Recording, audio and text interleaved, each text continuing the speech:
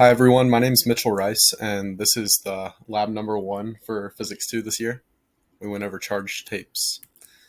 All right, as an intro to this lab, we were using charge tapes and treated them as point charges.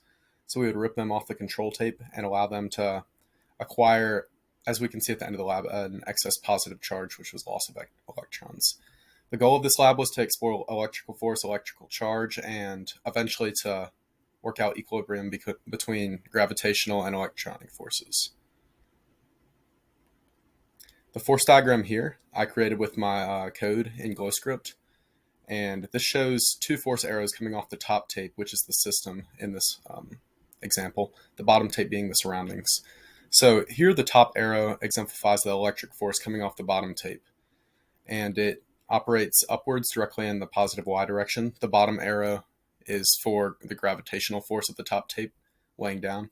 And both of these vector arrows of force being in the opposite directions equal in magnitude indicates that the top tape, the system, is in equilibrium. All right, here are my experimental values that I measured over the entire course of this lab. I have all of these written out. These are some values that I measured with rulers and others that I measured out with the calculator and doing calculations with the force equations. All right, in the beginning of this lab, section 7.1, we worked with U-tapes and we measured them against U-tapes themselves and with other objects around us. So when we first used two U-tapes to see how their interaction would come out, they repelled each other, indicating at this point in the lab that they were either both positive or both negative. All right, and for the second part of section 7.1, we did U-tape with a neutral object.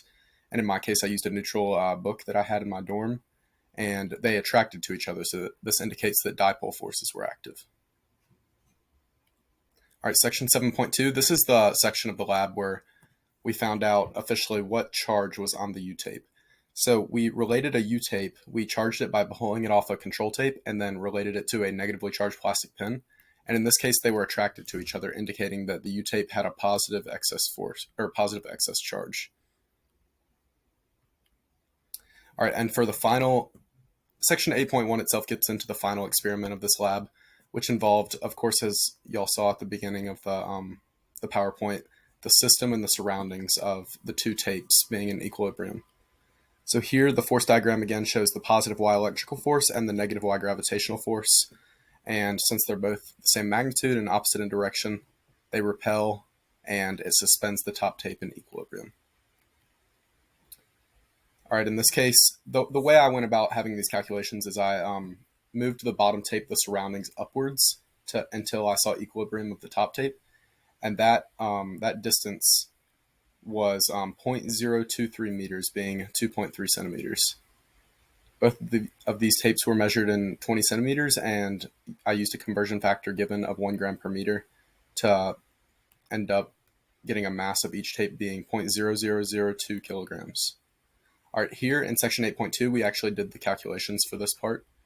As you can see below, my code from GlowScript printed out my calculations. I have the mass here, the distance between the tapes, and then it proceeds to show the gravitational and electrical forces being balanced, the excess charge on each tape calculated by Coulomb's law, and the electron deficiency that we see in the top system tape.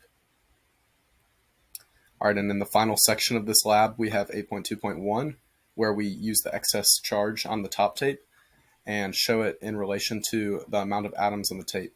So here I use the area of the tape and equated it over the amount of atoms to see the ratio of electrons to atoms. In this case, I had to make an assumption where the Scotch tape was 2 centimeters wide so I could get the full area of the tape before doing calculations here. In conclusion, this lab was all about electrical force and electrical charge and how they balanced. So we figured out how electrical charge can be transferred from one object to another, as in the U-tapes. And during this lab, we had to make a couple assumptions that were very important here.